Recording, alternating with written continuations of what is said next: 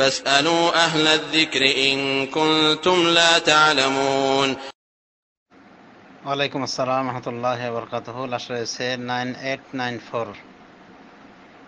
Italy থেকে ভাই প্রশ্ন করেছেন তারাবি নামাজ বিষয়ে, যে তারাবি নামাজ 8 রাকাত না 20 রাকাত, এবং মক্কা মদিনায় 20 রাকাত পড়ানো হয় এবং অন্যান্য বিভিন্ন দেশে 8 রাকাত পড়ানো হয়, আবার ভারত উপমহাদেশের মসজিদগুলিতে 20 রাকাত পড়ানো হয়। তো এই বিভিন্নতা কেন, কোনটা সঠিক? আল্লাহ নবী সাল্লাল্লাহু আলাইহি ওয়াসাল্লাম কত রাকাত তারাবিহ পড়েছিলেন? তো এই ছিল দিনী ভাইয়ের প্রশ্নগুলি নির্যাস। উত্তর হলো যে রাসূলুল্লাহ সাল্লাল্লাহু আলাইহি ওয়াসাল্লাম থেকে যা পাওয়া যায় এবং যা মা আয়েশা রাদিয়াল্লাহু আনহা বর্ণনা করেছেন তা হলো যে রাসূলুল্লাহ সাল্লাল্লাহু আলাইহি ওয়াসাল্লাম রমাদানের বাইরে 11 রাকাতের বেশি পড়তেন না। রাতের নামাজ 11 রাকাতের বেশি পড়তেন না। এই হাদিসটিকে ইমাম বুখারী, ইমাম মুসলিম, আবু দাউদ, তিরমিজি, নাসাঈ, ইবনে মাজাহ সহ বিভিন্ন আইম্মাতুল হাদিস বিশারদগণ, হাদিসের ইমামগণ তাদের স্ব গ্রন্থে বর্ণনা করেছেন। তো এই বুখারী মুসলিমের হাদিস থেকে প্রমাণ হয়ে গেল যে রাসূলুল্লাহ সাল্লাল্লাহু আলাইহি ওয়াসাল্লাম রমাদানের বাইরে 11 রাকাতের বেশি পড়তেন না। সে নামাজগুলি পড়ার পদ্ধতিও তিনি বলেছেন যে 4 রাকাত পড়তেন। এরপর বলেন যে ওই নামাজ কত সুন্দর ছিল, কত লম্বা ছিল, তুমি আমাকে প্রশ্ন করো না, মানে রাবিকে বলছেন, জিজ্ঞাসাকারীকে বলছেন যে রাসূল সাল্লাল্লাহু আলাইহি ওয়াসাল্লাম সালাতুল লাইল বিষয়ে জানতে চেয়েছিল। এরপরে আবার 4 রাকাত পড়তেন। এবার একই কথা বলেন যে তুমি আমাকে প্রশ্ন করো না এই সালাত কত সুন্দর, কত দীর্ঘ ছিল। সুম্মা ইউসাল্লি সালাসান, এরপরে 3 রাকাত পড়তেন। তো এই লাস্টের 3 রাকাত ছিল বিতির। আর পূর্বের 4 যে পড়া হলো এটা যদিও অন্য হাদিসে ব্যাখ্যা করে বলে দেওয়া হয়েছে, কিন্তু এখানে ব্যাখ্যা আসেনি। 4 রাকাত অন্য হাদিসের অনুকূলে বলা যায় 2 সালামে ছিল। তো এইভাবে 4 করে যে পড়লেন এই হলো 8 রাকাত। বেতের 3 রাকাত, মোট 11 রাকাত। তাহলে 8 রাকাত রাসূলুল্লাহ সাল্লাল্লাহু আলাইহি ওয়াসাল্লাম পড়তেন রমাদানের বাইরে। স্পষ্ট প্রমাণ হয়ে গেল তাহলে রমাদানের তারাবিহ সংখ্যা রাসূল সাল্লাল্লাহু আলাইহি ওয়াসাল্লাম ছিল 8 রাকাত। এই হাদিসের উপরে ইমাম বুখারী একটি অধ্যায় রচনা করেছে যা ভারত উপমহাদেশের বুখারীতে পাওয়া যায় না। সেটি হলো বাব সালাতি তারাবিহ সালাতের অধ্যায়। এই অধ্যায়ের শিরোনামে এই হাদিসটি উল্লেখ করেছেন ইমাম বুখারী। এ দ্বারা ইমাম বুখারী বুঝিয়েছেন যে রাসূলুল্লাহ সাল্লাল্লাহু আলাইহি ওয়াসাল্লামের তারাবিহ ছিল এই সংখ্যায়, অর্থাৎ 8 আর 3 মিলে 11, বেতের সহ 11 রাকাত ছিল। আবার একই হাদিসকে ইমাম বুখারী অন্য জায়গায় এনেছেন কিয়ামুল লাইল অধ্যায়, মানে রাতের কিয়াম অধ্যায়, তার মানে তাহাজ্জুদ অধ্যায়। তো এটা থেকে আমরা বুঝতে পারি যে নামাজ অন্যান্য 11 মাসে কিয়ামুল লাইল বা তাহাজ্জুদ, সে নামাজই তারাবিহ রমজান মাসে, এবং তারাবিহ নামাজের সংখ্যা হলো এটাই।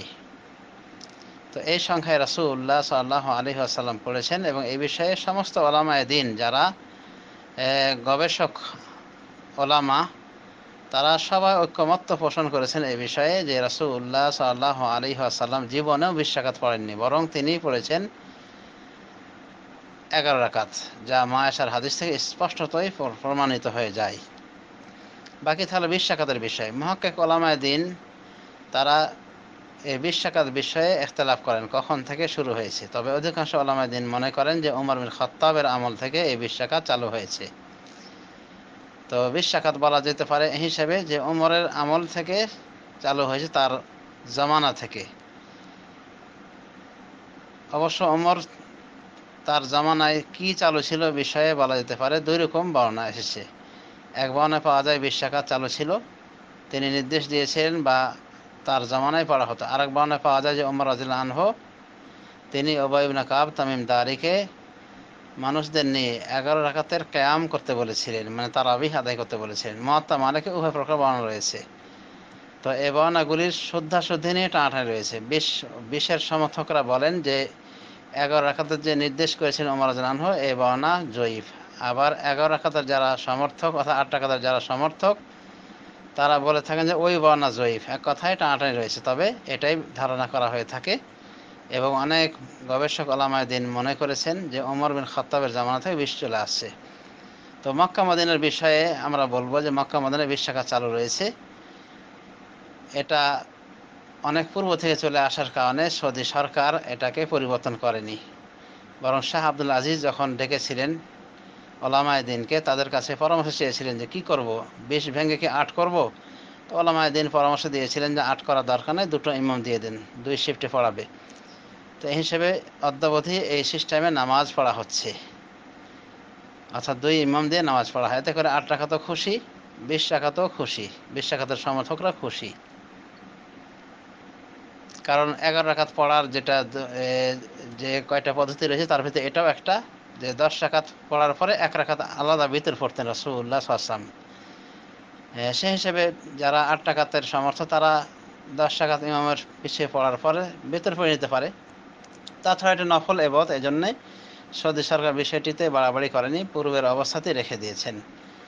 তবে সৌদি আরব শেখ বিন বাজ, শেখ ইবনে উসাইমিন সহ বড় বড় বরেণ্য উলামায়ে দ্বীন বলেন যে রাসূলুল্লাহ সাল্লাল্লাহু আলাইহি ওয়াসাল্লাম যে সংখ্যায় তারাবি পড়েছেন এই সংখ্যায় পড়াটা উত্তম। তাদের এই ফতোয়ার কারণেই সৌদি আরবের মক্কা মদিনা ব্যতীত অন্যান্য সকল মসজিদে, লক্ষ লক্ষ মসজিদ যে রয়েছে, এই মসজিদগুলিতে 8 রাকাতই পড়ানো হয়, অর্থাৎ বেতের সহ 11 রাকাত পড়ানো হয়। এটা যারা মক্কায় গিয়েছেন তারা ভালো করে জানেন। মক্কার পাশের মসজিদে 8 রাকাত পড়ানো হয়, মদিনার পাশের মসজিদে 8 রাকাত পড়ানো হয়। তো এ থেকে বোঝা যায় যে সৌদি সরকার এটা রেখেছেন হেকমত হিসাবে, অর্থাৎ 20 রাকাত চালু রেখেছেন 2 শিফটে ইমাম দিয়ে। তাছাড়া সৌদি সরকার এবং সে দেশে ওলামা কেরাম জানেন যে আল্লাহ নবীর তারাবির সংখ্যা ছিল 8 রাকাত, ভিতর সহ যা হয় 11 রাকাত। এই সংখ্যায় পড়াটাই হলো উত্তম। আর উত্তমের বিষয় এজন্যে তারা বিষয়টি নিয়ে ইখতিলাফ করেনি, বিশেষ করে মক্কা মদিনার বিষয়ে তারা ওটাকে পরিবর্তন করা ভালো মনে করেননি বা প্রয়োজন মনে করেননি, ফিতনা এড়িয়ে যাওয়ার জন্যে। তো যাই হোক, রাসূলুল্লাহ সাল্লাল্লাহু আলাইহি ওয়াসাল্লামের তারাবির সংখ্যা 8 রাকাতই ছিল, যা বুখারী মুসলিম হাদিস দ্বারা প্রমাণ। সুতরাং 8 রাকাতের সীমাবদ্ধ থাকাটাই বেশি উত্তম, কিন্তু এর বেশি পড়া যায়। সৌদি আরবে মক্কা মদিনায় শেষ দশকের দিকে